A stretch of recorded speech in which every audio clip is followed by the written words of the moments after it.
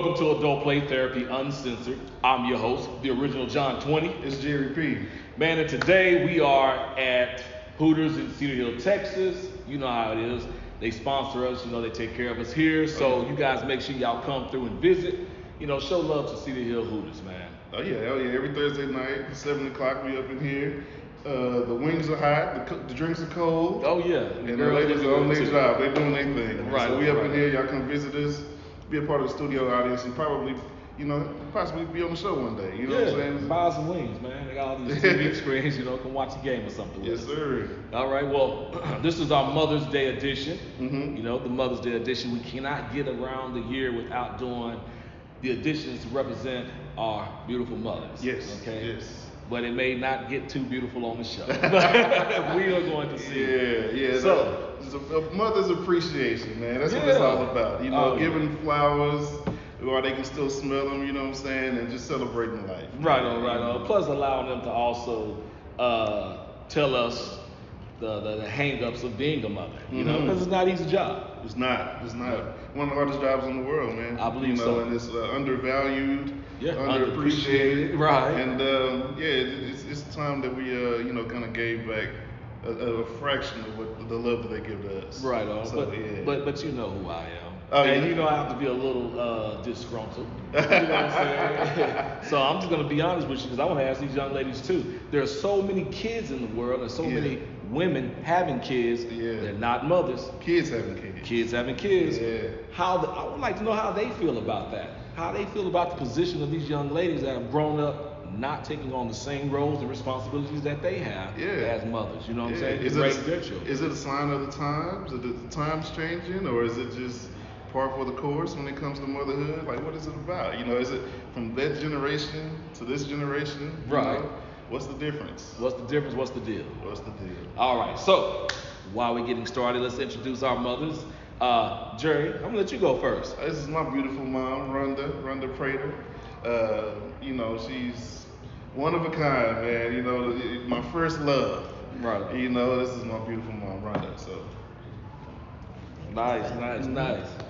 And of course, your boy John 20. You know how I get down. The dynamic man himself. This is my beautiful mother, K. Carrington. BSN, RN, MA, PhD. I'm talking about, this is my mother, man. She's the educator and the educational part of myself. You know what I'm saying? She's the one that got me to where I am in a sense when it comes to the education. So if y'all wonder why I'm so educated, man, that's what and if you let her tell it, the reason why I look so good is because of the rest.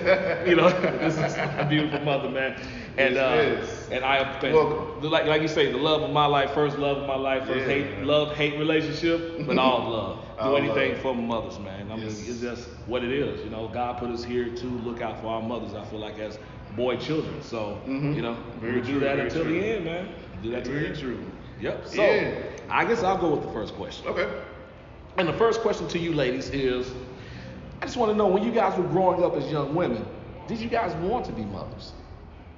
Was that really like an agenda on your mind? Like, you look at the little girls, they play with their Barbie dolls or whatnot. And a lot of women was like, hey, I want to get my kin and have my babies and live with the picket fence and all that type of thing. Like, was that one of you guys' aspirations? You know what I'm saying? That's interesting though.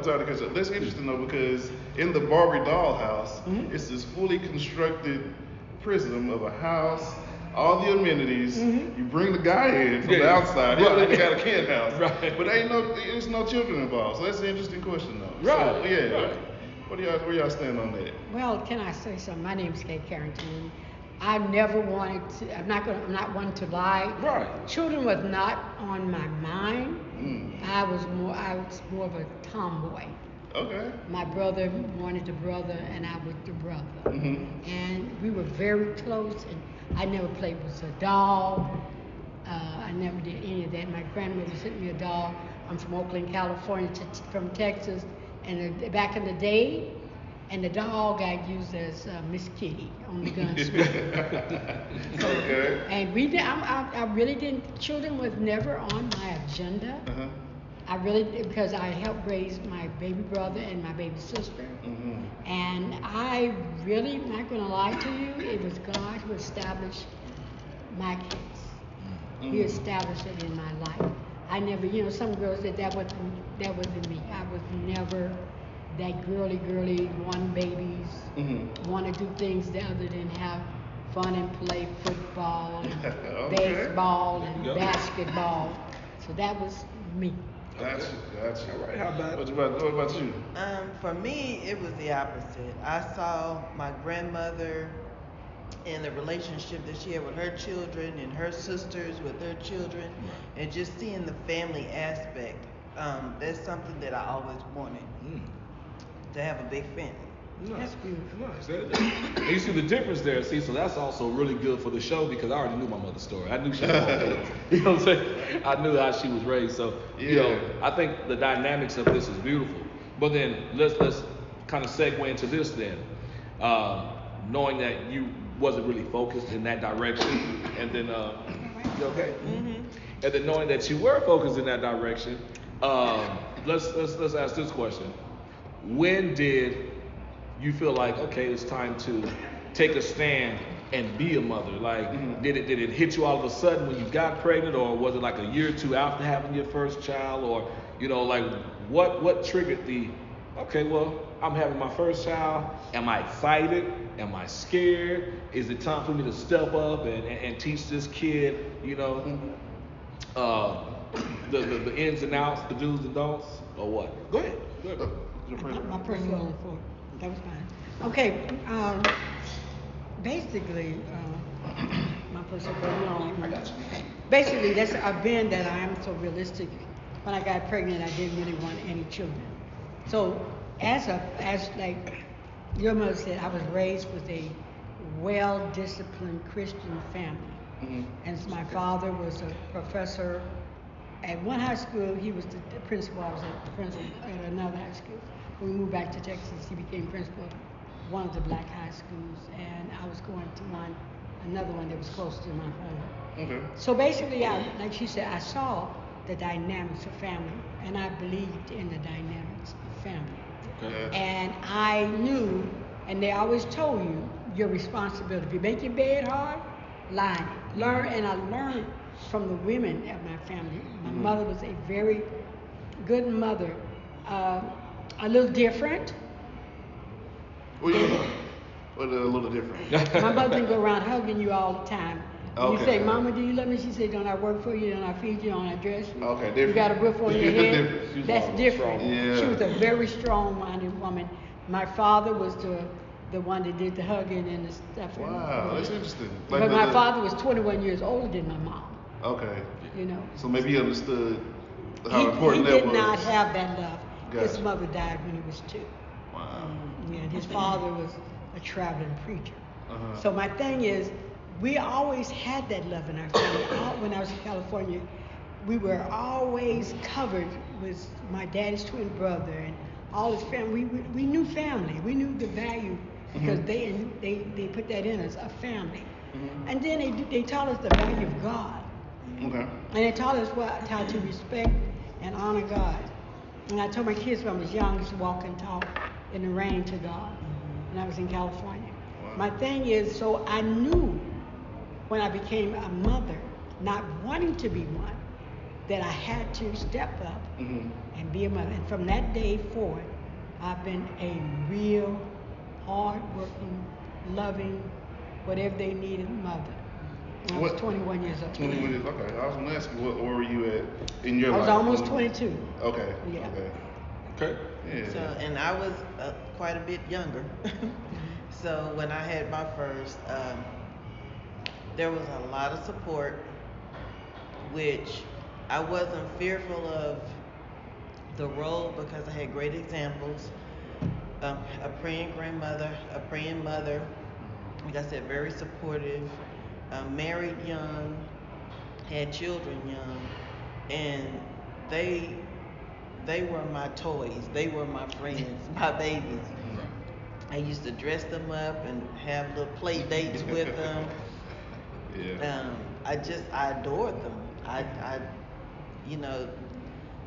Unfortunately, I put them before everything else but God. And I did that too.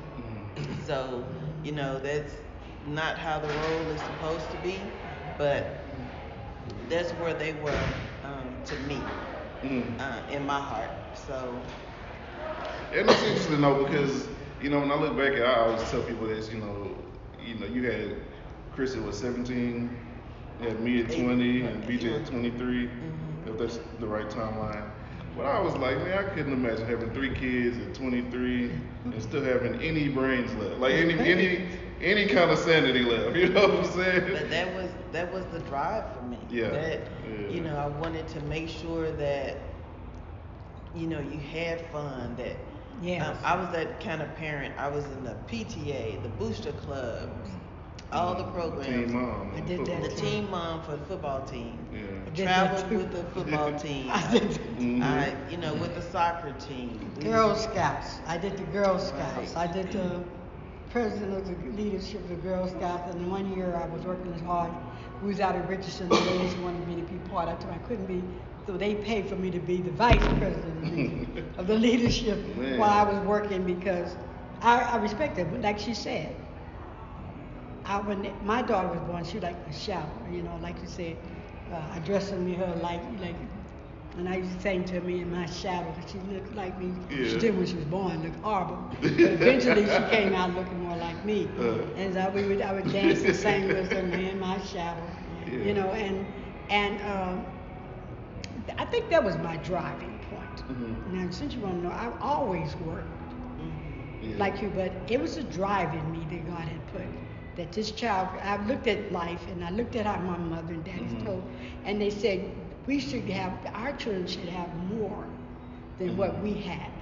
And I looked at the times when I came from California, people in Giddings, how much they didn't have, how much we had, how much I had. And I listened to people talk about it in church, and I can't relate to the people of my date and age. Right. I never was without. My father was a driven man, and he was a man born in 1902 with no parents. He said God had in him he said God made a covenant with him, and the covenant was his kids would be educated and would be his. I listened to that. Yeah. And a lot of people don't listen to their parents. So I listened to that. My dad said he was a Sigma, I'm a Zeta. I thought I was gonna be a sister. My dad had master told me, Dad, I was about 4. I said, I'm gonna get me PhD. I didn't even know what I was saying, but I got that. Yeah. I was driven by the fact that my family were driven, and I knew where they were. They were good, solid, not good, nothing good but God, but decent, solid Christian, trying to be Christ-like people. I knew where they were. I didn't look for them. There was us. When we went, they took us. So I had that example, like she said. Gotcha. I took that example, and I wanted them to have more than what I had. And then, if being honest, I graduated high school in 1968. That was back at the time when Martin Luther King had just got killed. Right. They were striving for in Texas, not in California. We were equal. They were striving for civil rights was hard. My brother was at Prairie protesting, and he was a political science major. He was well known in the city of Dallas because he did all that, and then he became president of school board and city council, and he went with the NAACP chairman. He did his job of what he felt he needed to do at that time. And my purpose was I was his sister. I admired him, and I wanted to be a nurse. I became a nurse, but I wanted to make sure I not only help people, but my kids, when they were born in Texas. I wasn't born here. I didn't want them to have to go through what I didn't have to go through. Did that make sense? Right, yes, ma'am. Yeah. I never had to go through that. Gotcha. I had I lived a German man family on one side. I took him to my home, and Italian on the other. We were very mixed. We used to go from house to house, eat. We didn't have all that schisma that was going on in the South. Yeah, I bet there was a big. It was a big California before it started changing. Until the melting pot that it is now. That's Oakland. It was in Oakland before it became Copeland. Town business. That's what everybody called it. Even getting into that though, I want to ask a question. I'm pretty sure it's a difficult question to ask, but what is your greatest joy of being a mom? Oh wow, that's the. I know that's a pretty loaded question. I'm gonna let you take that. That's what I'm saying. is it? I mean, you like nay now. You can is have it like that. seeing your kids flourish now, or whenever you let them? I mean, whenever you saw them kind of develop their own wings and go their own way. Absolutely, all okay. of that. My grandmother used to have a saying: when your babies are little, they're on your lap. That's right. When they get older, they're on your heart. Mm. So your children are always going to be your babies. Mm-hmm. And one of the greatest joys for me, and it's just every season of life, seeing you graduate, that was a joy. Seeing you get married, that was a joy. Seeing you become a father, that was a joy. So the joys never stop. Okay. It's just it grows. Gotcha. And I'm back talking about the previous conversation. My family didn't really come from that strict educational background. My grandmother, again, like I said, was a praying grandmother. She was born in 1917. Her grandfather was a slave in Bryan, Texas, Brazos County. That was my father. And so I think she went to 3rd or 4th grade, and then she had to stop working and help on the farm.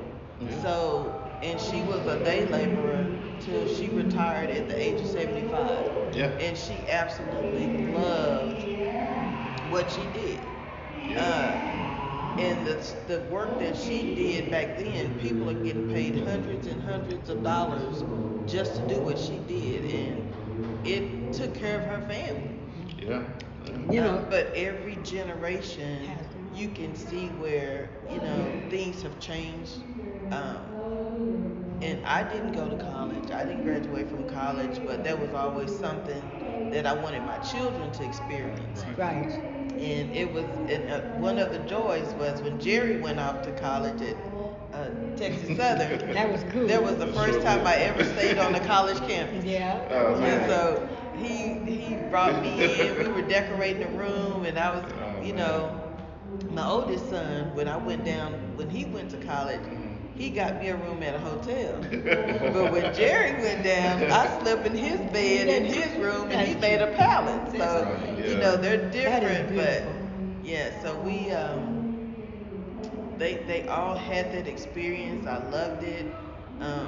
Everybody has their own family now, and I see the great strides that they're making with their children to do their best, to be their best. And not put a lot of pressure on them that you have to be this, because the world is open for so much. You can be anything you want to be. And as I look at what you say, my family, wasn't a beautiful family. It wasn't perfect, but in the country, we were in California, in the South. I had the most beautiful woman, an example that and I tell my kids about it all the time. She was who I asked God to let me be like. And she was my grandmother. I'm named after her. Yes. Her name is Cedar. My grandmother's a hardworking woman. Back in the day, my family, my mother's mother, they had just came out of slavery. Yes. Her grandmother. So they didn't get to go, like you said, go to school a lot. Right. But God has a situation and a reason and a purpose for everybody to put on earth. My grandmother went the highest in any of the kids out of her 13 family members. Oh, wow. She went to the 10th grade. And that was the highest you could go at that time. But this woman was a woman of God. Yeah. This woman was a Proverbs 31:10 woman. She worked with her hands. She canned food, then they used to put them in jars and pickles and food, and she would have a horse put up, and she would take, white people grain, they patch their old clothes, and she would cut patches and make the quilts, because she made me one. She had her own garden where she would walk down at midday high noon Because when I moved here, that summer she had us green gleams on.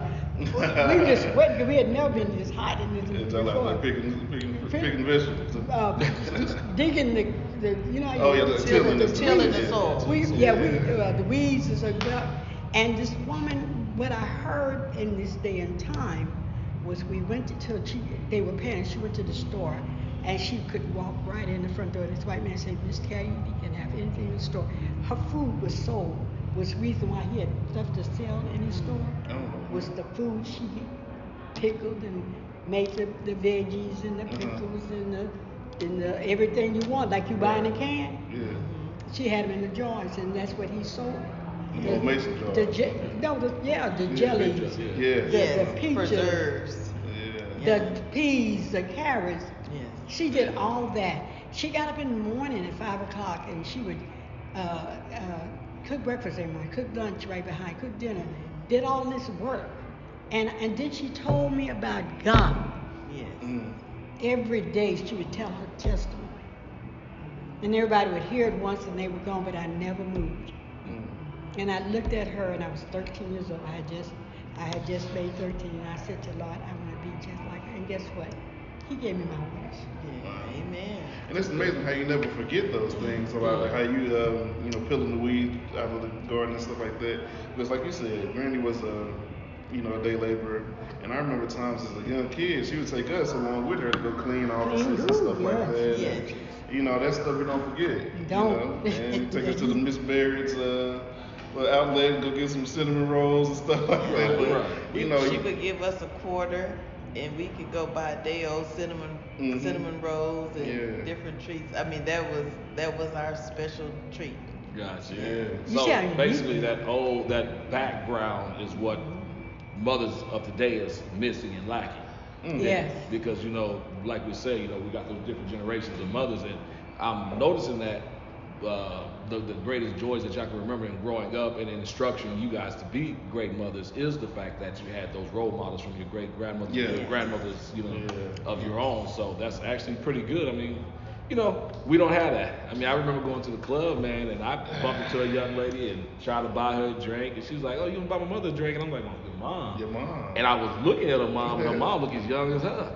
And I'm like, "Okay, so what bring you guys in here?" Yeah. "Oh, we're celebrating my daughter's birthday." So you got a 21-year-old, and you got, I guess, a mom.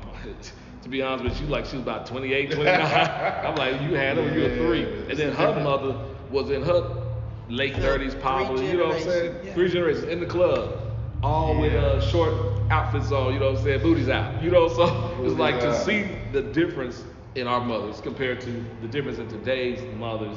I think it's refreshing. So I want to emphasize on the question you said about the joy of your children. Yeah, I want to see if we can I backtrack. am very, very pleased with my kids. They're not perfect. And there's a lot of things that they need to get closer to God with. But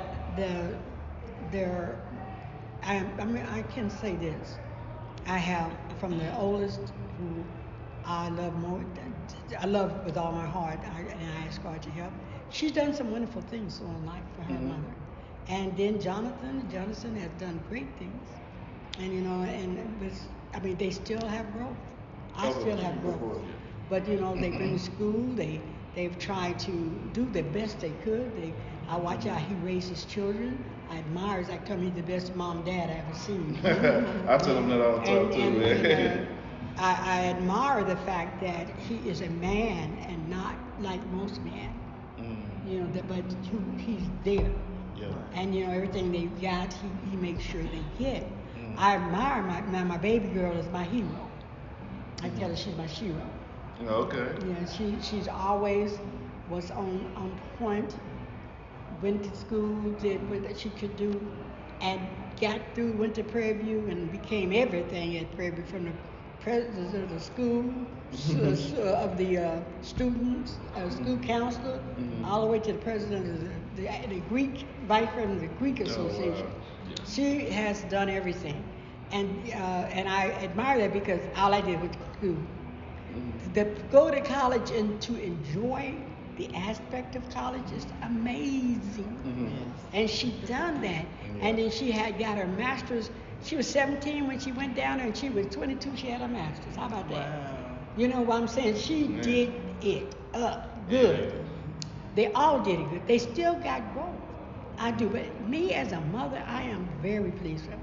I get mad, and I'm not gonna be phony. I get mad at them, and I'm not gonna, because I'm real. I'm on my way to heaven. I'm get mad, and they get mad at me. Expectations, yeah. And they get mad at me, and you know, but I know one thing about I might get mad and say, I'm done with this, I'm done with that, but I'm not done with them. We know. I'm We gonna know. always, We already know that. I'm gonna be with my kids to death. Yeah. That's hard. Yeah. And if I get mad at them and hold back for 10, 15 days, I'm trying to see what they gonna do. Like I tell Christian, my grandson, figure it out. Like we had to. Yeah. In essence, we had to figure out a lot of things, didn't you, Sister Prater? Very true. I had to. My did. mother and father were I loved them dearly, because they made me look where I got figuring out things. Yeah. And they supported me. They did not throw me away. They supported me. I made mistakes. I think people, it's just They were people, great people. People in general have a tendency to go further if you let them figure it out. That's Just right. let them give it- There give you them go. everything. There you go. But you got to give them a chance to figure things out too. 'Cause You I do. know a lot of times, I know being a mother, I watch it even in myself. Like you say, father, mother, whatever. At times you want to let them get out there and swim, but then you still want to kind of go in there and be like, hold on. Yeah. You know what I'm saying? Stroke this Not one. doing it- You know not what I'm saying? doing it right. Right. It's like you kind of just got to let it go. You got to take your hands off. You Yeah. got to let them Something- allow them to be able to swim out. You know what I'm Yes. saying? Then backpedal back to you and ask for Yeah. help, rather than It's a kinda, great saying that watch it's it better all the to way teach through. a man how to fish Right. Then give them, than give him fish. Yeah. Because you'll never teach him how to fish, and when you're no longer there, Yeah, right. who's They going can to do it give him themselves. fish? Right, exactly. So I'm learning that. Yeah. You know? And I think being a young mother, I didn't have a lot of expectations to put on them. So I learned through trial and error, and I let them learn Through through trial. trial and error. Right. Because what's for them is for them. That's right. I didn't want them to live my life. That's I right. wanted them to live the Their best life, life, their their best best life. life. Yeah. So the goal was, if you can go to school, go to school. Go to school. If you can work. Work. If you can go to the bed, be the best person, the best human. It's all right. But you know something, that's interesting that you say that, because the dynamics between you two, like I'm saying, is so different. Because my mother's like, no, this is the road I want you on, and this is the one I want you to walk. And it's not bad. It's just in mothering, it's so I can say in just living with my mother, and knowing my mother, and regardless of vulnerability, I can tell that it's scary being a mother. Because being a father, I'm noticing like, wow, I can see why you kind of want to hold your kid's hand as they go. Because it's like, wow. The world changes, man. For real. This is And with bad everything world. that you're subjected to, Yeah. it does scare you. Riding bikes at nighttime, I ain't gonna let my kids do that. Bro, Nowadays. We got some crazy people out in the world and stuff like But we that. And they didn't might not worry- come back. We didn't worry about that kind of Yeah. stuff We sure back did. And then. also, you can tell the generational difference too, as far as like even till now, like from your generation to the mothers now, as far as promoting individuality in their kids. Yeah. And maybe it's gone too far now in some ways. Not I enough think discipline.